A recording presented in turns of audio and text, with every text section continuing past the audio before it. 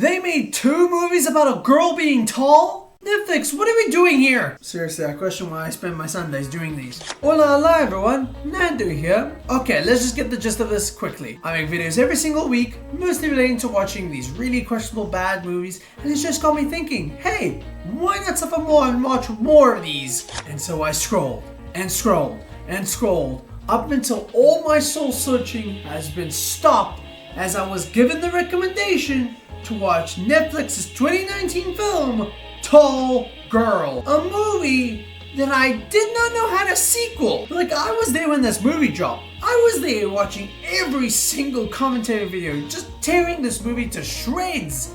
But then afterwards, it was a blur to me. So then when I went to go search the movie up, I got recommended Tall Girl and Tall Girl 2. And I'm like, they made a second one? Okay, there's really no point in watching one when we can watch both. So here it is. I'm going to try my very best to dissect and watch Tall Girl and Tall Girl 2. And also, just really quick, can we appreciate my growth? Like, physically? Like, I got a haircut and I shaved my beard. Like, Loki, look how beastie I used to look. My progression looks like one of those evolution photos when a monkey slowly turns into a human, you know? The movie starts out with our main character, Jodie, who's reading a book at the library when she meets this one guy who strikes a conversation over the book that they were reading. They begin to spark a conversation, and it leads the guy to try and ask Jodie out on a date until... Would you maybe wanna... Would I maybe wanna what? Never mind. And so the guy, out of his discomfort, just leaves. Why? Because she's tall.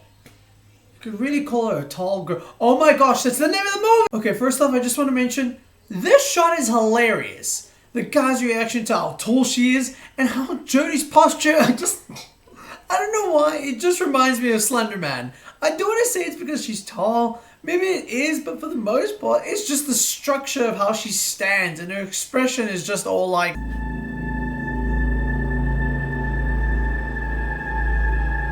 Like, you know, like that was why. And so Jodie goes on to explain the tragedy of her life that she goes through of being a tall girl. And now she's all grown up and has become one of the tallest in her school, and thus she gets bullied for it. Well, how's the weather up there? How's the weather up there? Why? She's tall. Okay, what else? And you want to know how tall this tall girl in this movie called Tall Girl is? She's 6'1". Yeah, that's it. Which, okay, to be fair, that is above the average height for a woman. But for goodness sake, for the rest of the movie, they're going to treat her like she's Andre the Giant. Like, my dude, why is this movie treating a girl being tall like she's got a disease? You're just tall. People will gloss at you because you're tall, yes, but never in my life have I encountered people bullying someone for the sake of being tall. I've seen people get bullied for how short they were. I would know because I was one of them. But in general, poking fun at someone for being tall is just non-existent. I had someone in my high school who was really tall. She's so tall that her head was literally above many doors in our school. But like, she was never bullied for it. Hell, I had a friend who had a crush on her because of how tall she was. Seriously, we're like 3 minutes in and this movie already makes no sense. She's tall, but she's not like tall. Calm down, she's just 6'1". And thus we get to witness the most iconic part of this movie that really attracted viewers to knowing or more so seeing the movie because of this. You think your life is hard? I'm a high school junior wearing size 13 Nikes. Men's size 13 Nikes. Beat that. And this is what started it all. The biggest setup of all time. You have this character flexing the belief that no one has it harder than a person who is tall and is wearing opposite gendered shoes. And guess what happened? The movie got mocked to death because of it. Men's size 13 Nikes. Beat that. I have cancer. Beat that. I'm getting married to my cousin next week. What did Netflix expect to happen when they wrote such a line? With so many harmful, tragic things happening around the world, you made a teenager saying in such confidence that being tall is like the worst thing to go through. Which is just like, what? This makes no sense. This is stupid. This is a movie that is stupid. The stupid is the movie. Moving on, but let me remind you, this movie is stupid. Jodie then introduces us to her sister Harper, who is played by Sabrina Carpenter. I think she's some small music artist, I don't know. And Harper is known for winning multiple beauty pageants since she was 6. But luckily for her, she was only gifted the problem of having allergies. Which good for her, because imagine being a high school junior wearing size 13 Nike. So Jodie's having lunch with her family, but her dad is constantly getting worried about how tall she's getting, even asking why she doesn't play piano anymore. But Jodie says she likes piano, but she doesn't want another reason for people to look at her. That sounds pretty dumb to me. So you just don't want to do anything? I feel like that worsens your situation of just being resonated as just the tall girl. You're creating your own problem! And when her mom encourages her to push forward with her struggle in high school, as she did the same, Jodie would call her out and admit that her mom faced no trouble whatsoever as she lived the most perfect, popular beauty pageant life. So yeah, Mom, you don't even know what you're talking about. You lived a perfect life, you had 10 guys ask you to prom, you wouldn't even understand the pain of what it's like to be tall. So in other words, you wouldn't last an hour in the asylum that they raised me. We then meet our second character, Jack Dunkelman, who is just called Dunkelman even though that's his last name, and will be called Dunkelman throughout the remaining film and sequel for some reason. I don't know why, I think it's just because Dunkelman is funnier. But for some reason Dunkelman carries a milk cart with him to carry his books to school. Why, you may ask? Well, I've been friends with him for years, and that's still a mystery to me. Thank you, movie. At least you tried. But Dunkelman gets introduced as Jodie's friend, but really, Dunkelman has a huge crush on Jodie for many years and wants to be with her. But Jodie has no real interest in him because the main fact is that they've been friends since childhood and that, well, he's really short. So she hates when people discriminate her height, but will reject the man because of his height. Gotta love it. I just think it's crazy you won't go out with me just cause what? Some taller than you, funny, intelligent, nice, perfect guy is just gonna walk through that door? I mean, it's...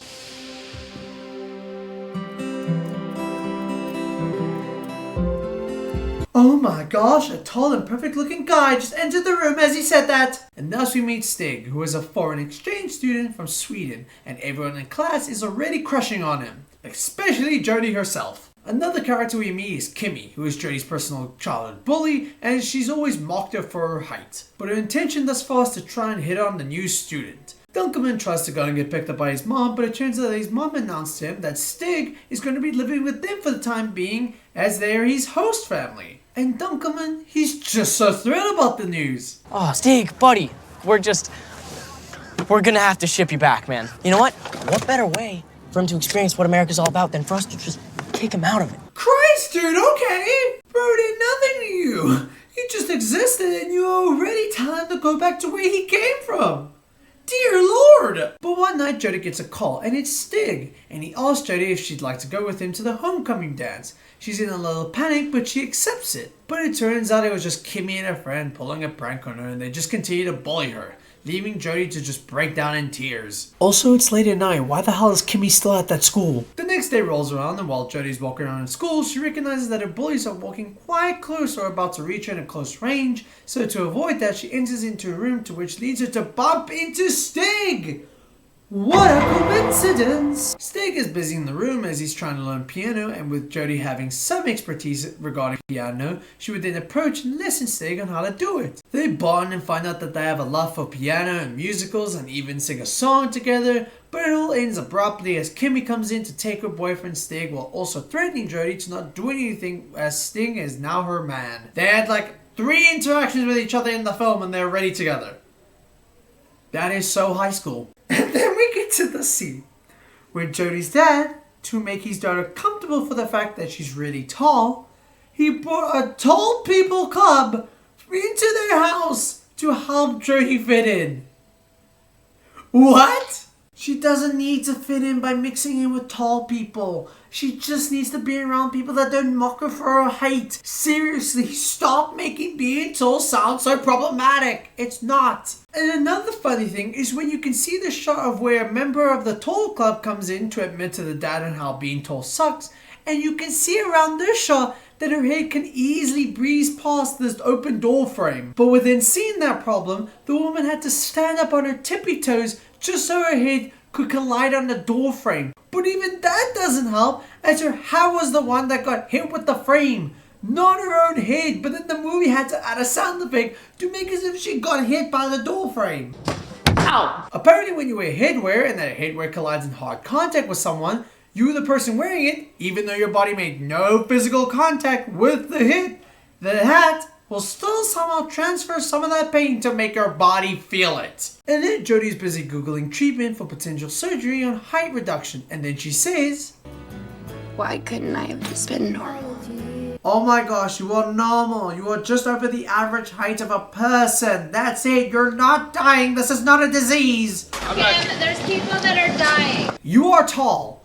That's it. Move on. So then she gets a call from Stig, and feeling annoyed and thinking that this could be one of Kimmy's pranks, she says, The next time I see you, I'm gonna take my size 13 Nikes and I'm gonna kick you in the nards. But as it turns out, it was actually Stig trying to call her, asking her out to his house and wondering if they could watch a musical together. So Jodie arrives but gets greeted by Dunkelman, who believes that she actually came for him, but then when he finds out that she actually came for Stig, he's left in such despair over it. Which is such a shame for Dunkelman, but you know what they say, every hotel's got a chair for a cup. And so Jodie and Stig are trying to have their little musical watch together, but Dunkelman's so jealous that he tries his best to sabotage the date, to which it upsets Jodie a lot, but Stig, to stop this from all happening, creates the perfect plan to invite Dunkelman to watch the movie with them. Do you think maybe I should just ask if you know?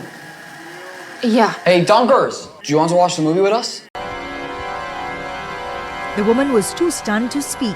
Dunkelman, the third real cucker boy, would then join along and thus ruining the event for her. And then Stig and Jodie take their outing on a road train. Jodie's discussing about Stig's relationship with Kimmy, and then it translates to talking about their heights. Are you serious? Being tall is great. Being a tall guy is great, but when you're a tall girl, it's the only thing that people see. Because that's the only personality trait that you've shown to people. Seriously, you never use your height to your advantage.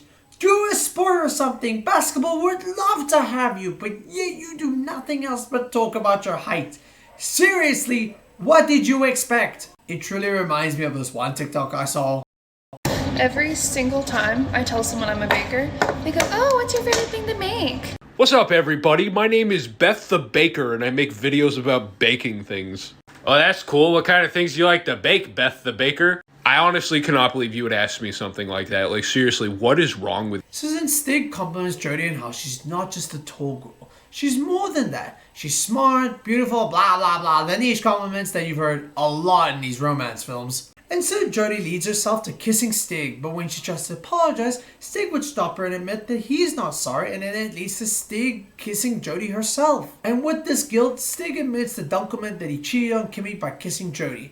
And bro is crashing out as expected. And Stig is desperately trying to look for advice on how to sort the situation out, but Dunkelman's really not hearing him out. He's just telling him to stick together with Kimmy and not get together with Jodie. But you would think that Dunkelman is doing this for the sake of bringing some sense back to Stig, to which he is, in a way. But it's all within the selfish and manipulative purpose, as he still likes Jodie. And even he advises to cut Jodie off as to not lead her on. Again, solid advice, but all within the purpose of cutting any chances of Jodie being with him. Which is like... Are we supposed to root for this guy? And then they're all at the school cafeteria. Kimmy continues to berate Jodie because she's changed up her appearance, but her friend Snipper admits that he finds Jodie attractive for once, and that Kimmy should just watch out for Jodie. Stig would then walk past Jodie to try and cut her off, as he would go to sit by Kimmy, who would then ask him questions as to why he never answered any of her messages last night. But when Stig tries to make up excuses, he's all flubbered up and he's lost for words, so he brings up Dunkelman, or how he actually calls him, Oh, Dunkers, man! to have him come sit with him, and to ease away from all of Kim's questions, he's making Dunkelman do some Gordon Ramsay impressions, and it's just... It's like you've been braising that turkey for 15 minutes. Where's the lamb sauce? But my nan could make better sushi than this, and she's blind. Oh, no, dude, you don't know? No. Are you? I don't know! An idiot sandwich.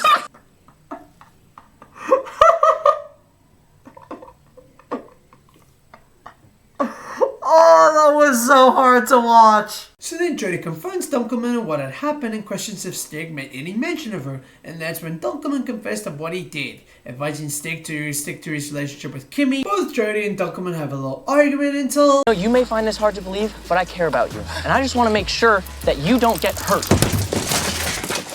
Aww. The poor stuntman. So Jodie goes to talk to Stig about it, and Stig suggests that he still wants to be friends with her. And Jodie is just so wild and happy about the news. Right, yeah.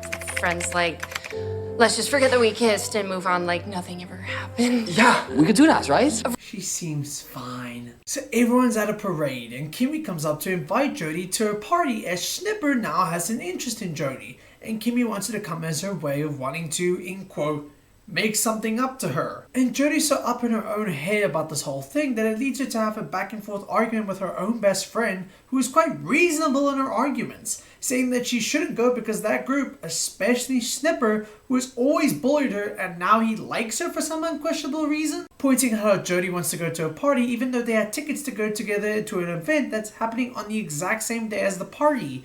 But Jodie just blows her off because, you know, we're just gonna have that unnecessary scene where the main character has conflict to distance themselves with their own friends? Gotta drag this film somehow, I guess. Jodie's then busy with her locker, to which she knows that a note has been left on it, letting her know that it's Stig telling her to meet him by the place that they first met, and this is where Stig admits that he just doesn't want to be friends. He wants more of that and wants to hang out with her, even suggesting that they go on a date, to which Jodie would offer him an invitation to come in with her to her sister's beauty pageant. He accepts, and then Stig asks Jodie if she would become his homecoming date, to which she accepts, and oh great! They get to be with each other for Jodie's sister's beauty pageant, and they get to be together for the homecoming day. That's just so great! What could go wrong? So they're at the beauty pageant, but Stig is nowhere to be found. So Jodie goes to Dunkelman's house party and confronts Stig about it, and says he just lost track of time due to planning the party with Dunkelman. But Jodie can feel within her heart that Stig doesn't really like her. He mostly just loves the popularity that he gets from the school. And so she's left to leave the party early. Next morning rolls around and Dunkelman is watching Jodie sleep, as one friend does. Oh my god! Honestly, deserved. Jodie would then notice Dunkelman's black eye, but Dunkelman never explained it as he mostly wanted to focus on apologizing to Jodie for being a bad friend. So as an apology, he gives her size 13 men's Nike high heels! Then later on, Jodie gets a message from an unknown caller, and that's from one of Kimmy's friends, Liz, sending her a video of the incident that happened at Dunkelman's house party. And it's Kimmy confronting Stig about his relationship with Jodie, and he does this whole monologue where it looks like he's pretending to talk crap about Jodie, because he's all like, yeah, she's all like in love with me and stuff. She loves me and I love her. I stood her up for real. And Dunkelman hears this and goes, cool. I'm gonna kill him. When I met you, you were genuinely a super nice guy, man, but you've turned into such a jerk. Yeah, and correct me if I'm wrong, when he was a nice guy, how did you respond to that? We're gonna have to ship you back, man. So then Dunkelman gets pissed because of how fake Stig was acting towards her, saying he likes her but really doesn't, and then Snipper tries to intervene with a really mean and offensive joke about Jodie. I don't know if you're ready to hear this one. She is so much cooler than all you guys combined. Yeah, well, she's also taller than all of us combined. He's funny because he's tall. Oh my gosh, he's just, oh my gosh, I just get dumber the more I watch this. So Dunkelman starts a fight by lifting the first punch, and the kerfuffle they have causes mayhem, stopping the video entirely. And thus it gives Jodie a moment to have a self-reflection of herself. With every tear that's shed, and you'll grow by the day, cause at the height, because you know, tall girl. So it's the homecoming dance. Everyone's having a good time up until it's time for Harper to announce who's the homecoming king and queen. And the winner is... You sure? We're sure. You think that was like the cast reaction to reading the script of this movie? But even in reward, Stig knows he made a huge mistake, and thus Jodie comes in, suited up and all, going up on stage to express herself, and you'll never guess what she speaks about. She's speaking about how tall she is. I'm Jodie. You may know me as Amazon or Godzilla. Insults that you've called me in the past years. You know what? I get it. I'm tall, really, really tall. It's defined me. You did that yourself! You expressed no other interest other than being tall. That's your fault. I don't care. And she admits her mistakes, understands her flaws, but expresses who she is. A normal girl who likes piano and likes expressing how tall she is. Man, what did we learn? The crowd cheers, Jodie hugs her best friend, and Stig catches up to her, apologizing for everything, admits to breaking up with Kimmy, and wants to start over with Jodie again. To which Jodie would say, I'd love to start over, but just not with you. but I left Kimmy for you. I did everything for you. I dropped everything. You know what? Screw her. She's tall. Yeah, boo her. Get out of here, Godzilla. So she sees Dunkelman again. They have their little moment together, but she still asks Dunkelman as to why he carries around a milk cart. To which Dunkelman finally would reveal. Well, because I knew the day would come where I would need it, and I wanted to be ready. Ready for what?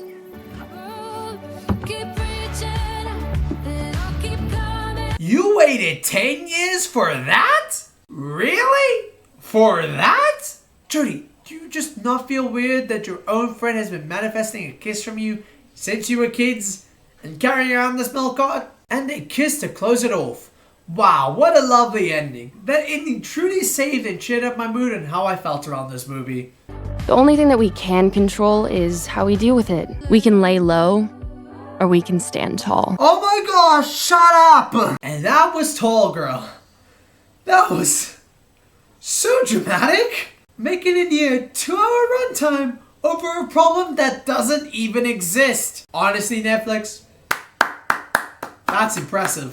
But yeah, this movie is bad. It's harmless. To me, it's a funny movie to laugh at even when it's not trying to be. Because while everyone's got a character and Jodie's got the personality of a brick wall, a tall brick wall, I should say. Oh, come on! There was really nothing for me to get gripped into this movie. The tallest problem was getting out of hand because of how many mentions and excuses she had to make to mention how tall she was, acting like she was forced to be defined the way she was, when just, no. You just don't do other things that define you as a person besides constantly mentioning that one trait that people will forever glance at you for and nothing more. The movie gets a 3. I just hope that the sequel does it justice. Spoiler, it does not. So like I mentioned in the intro to this video, I had no clue that a Tall Girl 2 existed because like, what is there more to talk about? Jodie's accepted her disastrous, unforgiving state of having a tall stature. She's got the boy, so really I got no ideas as to what can motivate them to create a second film for this. And before you yell out the most obvious answer, just for interest's sake, I went to go do the research about it on Google, and Google, without any hesitation, straight up had the AI to tell me, yeah, this was made because they wanted money. Which is, you know, fair enough, I suppose. Tall Girl 2 begins with an immediate fourth wall break, where it's just Jodie and Dunkelman giving us a refresher as to how the first movie went. Okay, I don't think that's needed, but sure. I mean, I was constantly bullied for being tall. But then this Swedish exchange student named Stig showed up. He was even taller than me. Who cares? Well, I do, because I spent a whole Sunday for this. And that's when she realized. He was the one I was supposed to be with. Which makes sense, considering I carried around a milk crate for my entire life, just waiting for my chance to kiss her. That is still weird that that's the reason as to why. But it turns out that they weren't really speaking to us. No, silly. They were just spilling the whole story to a guy working at the cashier register. Why? He doesn't look like he wanted to hear it at all. And thus we transition to Jodie and Dunkelman walking the school hallway together, to which Jodie's constantly getting greeted with positive message from everyone in the school. Can I buy you a cup of coffee sometime? Boyfriend. Right here. Didn't know. Just moved here.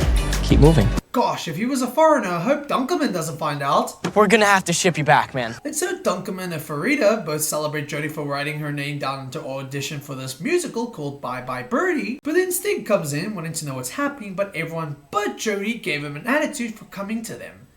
And honestly, that's understandable. But while Jodie waits for her audition, Jodie meets a guy named Tommy. They both have distinct memories about each other. Jodie knows Tommy because of his musical performances, while Tommy knows Jodie because of a really awful homecoming speech from the first film. Let's just say you are extremely memorable. Is it because she's tall? Before Jodie could get in, she gets pestered by Kimmy again, and I love Jodie's reaction to all this, as she's just like, "You're still mad that I kissed your boyfriend? You got cheated on? Get over it!" And Jodie does her audition, and holy crap, this scene is wild. Because the judge would go from asking, "Is this really your first performance in front of a crowd?" to, "Why do you keep complaining about your height when kids are starving?" And what would you say to people who don't think that being tall is a real problem? Excuse me? Getting a terminal illness, being homeless, not knowing where your next meal is coming from, those are real problems. Like she leaves no preparation, she goes right through the throat of Jodie to lay it on her. How the fact that she made being tall seem like a big deal even though she had a lot of good things going for her. But Jodie expresses the trouble she went through still felt real to her, and the judges accepted the answer and let her go. Harper then announces that she got a job hosting for a beauty pageant, but it requires her to move to LA, while Jodie finds out that she got the lead role in the play, truly sending her message that being tall is worse than homelessness. Good job, Jodie! Also, the parents really suck on their part because they heard Harper was getting a huge paid job and has to go to LA, and they were pretty neutral about it, but they go bonkers for their other kid getting a lead role in a musical at high school? And they want to throw a party for her? Like, goddamn, what did Harper do to get this kind of treatment? So the woman who was judging auditions earlier is in the bathroom trying to freshen up. Dear gosh! How was she not heard? It's a bathroom! It's echoey! So Kimmy asked the judge as to why Jodie got the lead role, to which the judge would respond with, And I cast Jodie as a lead because she possesses a rawness and authenticity that the role desperately needs. and convinced you that the higher your height is, the more you struggle than a starving child. Small actors. Well, that's nice to know. Because one thing Jodie definitely is not is a small actor.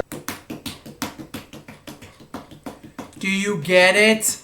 It's because she's tall. So Kimmy walks with Snipper and has divided a plan to take revenge and humiliate Jodie in the rehearsals, all until she gives up on leading the role. But Snipper has just gotten tired with these schemes from Kimmy and just feels that it's time for him to move on. Enough of the time of just being Kimmy's sidekick. And Kimmy's all like, This is who I am. And if you can't have my back when I need you the most, then maybe this friendship has run its course. Maybe it has. Wait, what? And Snipper just hugs her and leaves. Good for Snipper. But that was so casual. I wasn't ready for that. And the gang are hanging out together, and Stig is still hanging out with them, even though Dunkelman and Farida don't accept him whatsoever. Hey, Frida. What's this mean? I don't know, Stig. Who are you? Like, dude, move on. Find some new friends. This is uncomfortable to watch. Why would you surround yourself with people that despise you? That shirt is sick. Thank you. Where'd you get it? Actually, my best... Why did she position her whole body to point at the camera like that? Actually, my... Hey, where did you get that shirt? Well, I actually got it from my friend Farida over there. So Jodie's going into rehearsals, and now she's dealing with a conversation within her head. The voices in her head are giving doubts to her on how she doesn't deserve to be in the play and all that. Hello, Kim. We meet again. Hello, Kim. We meet again. Tommy and Jodie are getting along. Jodie's admitting how nervous she is, while Tommy reassures that she will do well in this. And Jodie, my lord! It's just tall people aren't really known for their coordination.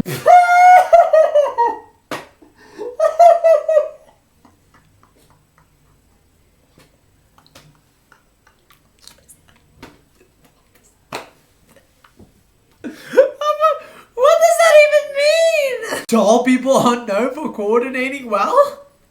That's a thing? But either way, you're still finding any chance you can to talk about how tall you are. Seriously, are you okay in the head? So rehearsals start, and Jodie actually seems to be doing well for herself. Sorry. Finish her! Well, for the most part. And when rehearsals end, Kimmy talks with Jodie to help put her down even more in her position, but it's Snipper that actually stands up to Kimmy to stop her. And you're thinking, yay, good on Snipper, to which I immediately said at first, And then it changed immediately after this line. Do you ever think about that time we kissed? No. Right, me too. Every day. Oh. Okay. Go away! So Duncan's trying to cook for his date with Jodie, but their dinner ends up being, shall we say nicely, extra crispy? And with Dal hanging on the roof, it's Stig who stands up to find a solution to this as he wants to help Duncan with his date. But Duncan is all like, why do you want to help me? I haven't spoken to you in like 3 months. And Stig practically responds with, Look, do you want to impress your girlfriend or do you want to just sit here and chit chat? Yes, chef. Sorry, chef. Duncan and Jodie have their special date at home together when Jodie's anxious thoughts begin to talk to her again. But Duncan would reassure her to keep her calm and tell her that if she needs to take her time away to work on the rehearsals or herself, she can. And then he immediately gets upset at her for doing that. What? You just said you didn't mind. Yeah. Okay. Then you shouldn't have said it. Well, I didn't think you would actually do it. Why would you say that? You're literally admitting that you were lying to her. You're awful, Duncan. You're awful. And they begin to have this fight. Duncan feels that now that Jodie's popularity has increased in height, he feels as though that he's a burden to her and the tension just causes Jodie to leave. So now Jodie's with her friend and sister, and for some reason her family comes in to eavesdrop on this as to how to approach the situation. Jodie's friends want her to talk it out with him, while Jodie's parents want Jodie to have Duncan be the one to sort it out himself because it determines the dynamic as to how the relationship be from now on. I don't know. She gets asked on how she'll approach this and... good to know. So Jodie and Farida are talking at the school cafeteria when Jodie's co-star Tommy calls her beautiful, but since he called her by her character name in the play Kim, she thinks it's just him playing his character, but Farida thinks that there's more to it. Duncan also admits to Stig that he can't crack and sort things out himself because he's always been the one chasing Jodie his entire life. Kimmy tries to regain her friendship with Snipper, but says that he'll only commit to it unless Kimmy shows that she's truly changed as a person. You're making me eat lunch alone? On some level, we all eat lunch alone. What? So Duncan and Stig goes to the same table as Jodie and Farida, and no one gives in to apologize and admit that they were the problem. Even though it's really Duncan's fault because he's literally getting upset at her for doing something that he had told her. So they bicker and Stig accidentally makes a suggestion that a problem like this between a couple should really lead to a breakup. This continued to fight further when they should break up, and Duncan decides to break up with Jodie. Why did I do that? Duncan gets a call from his dad to reveal that he's brought Stig's sister named Stella, who was brought in because of how much Duncan was neglecting Stig for so many months. Everyone, this is Stella. Yeah, you go back to where you came from. So Stig offers to bring Stella to show her around the city, and when asked if anyone could come, out of pettiness, Duncan decides to tag along with them. It's the next day, and Jodie's still having these thoughts continuously feed her down negativity about her show, and it's led to Tommy to take her out to cool things off. They get together to speak about their struggles that they went through growing up. Tommy is taking her to the place where he got made fun of in the first place for his weight. So to cope with that, he wants to share and do this dance that they were planning to do in the play. And that's when it leads to Jodie kissing Tommy. Ooh, gossip. Duncan's busy trying to remorse on his whole relationship with Jodie. We're never gonna break up. Never. We're perfect. He tries to ball up the fact that he still has feelings for her and wants to get Jodie back, so when Stig and his sister offer to delete all of Duncan's photos with Jodie together, he chokes and admits that he still wants her back. Also, editor's note, I just noticed now while recording, Stella is not even holding Duncan's phone. That's a phone case. What the? Could you not afford a phone? They go to class together to where Jodie and Duncan want to confess something to each other, and Jodie admits that she kissed someone, and when she tries to explain, Duncan leaves. In the middle of the class? You can't do that, can you? And out of anger, Duncan throws all of his stuff together, and while that happens, Stig's sister is crying and reveals that her boyfriend cheated on her, and this breakup anger talk has led her to bond with Duncan more, to which leads to Duncan thinking that they could form an alliance with each other to stop themselves from getting back together with their former partners. So they begin to hang out with each other, posting about each other, and it's led to Jodie feeling doubts about this whole situation. So then when she would go to Duncan's house to sort it out, Duncan just blows her off again. But then on the next day of school, Tommy invites her to do this little get together that the cast of the play are doing, and they're all burning an item that has a memory that they want to get rid of, to which Jodie agrees. Everyone throws an item that they cherish but want to throw away, and when it's Jodie's turn, she talks about her recent breakup. That one thing that she wants to throw away that could get rid of that is the size 13 women's heels that Dunker got her. So when she throws it in the fire, she quickly regrets it, to which Kimmy, who is actually moved by her speech, takes her honor in bringing the shoe back to her. Jodie admits to Tommy that she can't let go of Dunkers, and Tommy accepts it while also encouraging that she goes to him. Jodie tries to go to Farida's birthday party to where Dunker is, but since she sees that he's having a good time with Stella, that she leaves, and after she leaves, only then Dunker shows a lot of regret in himself. Oh jeepers, the miscommunication trope. Oh no! Jodie gets more anxious about the play, but that's when Kimmy steps in again to comfort her, officially turning her into a good person, to which it leads to Snipper to accept her again. But Jodie, even with anxiety against her, pushes through to have a great performance in the play. Jodie and Dunkelman patch things up and get back together again. And that, folks, was Tall Girl 2. And wow, this is gonna be weird to say? This was actually worse than number 1. Like, hear me out. Tall Girl was bad. Sorry, my manners. It was bad. But at least there was something to be made fun of. Tall Girl 2 was said to be categorized as a romantic comedy. And I was bored with it. Like, Jodie and Dunker had that one fight together, a fight that seemed so dumb given Dunker's points as to why he started the argument. He started that alliance with Stig's sister that barely goes anywhere. Tommy just felt like he existed for the sake of adding more drama to drag the story along, and then he just got quickly swept away. I think its main problem is he's just so forgettable. Tall Girl will be the same issue, but at least it had that stupid plot that will make you have some distinct memory about it. Tall Girl 2? Pfft, that was truly the most movie of all time. And I watched Amy Schumer almost got pregnant. Follow all my socials. Subscribe to this channel and my second channel. I post on both channels once every week. I have been Nando. Goodbye.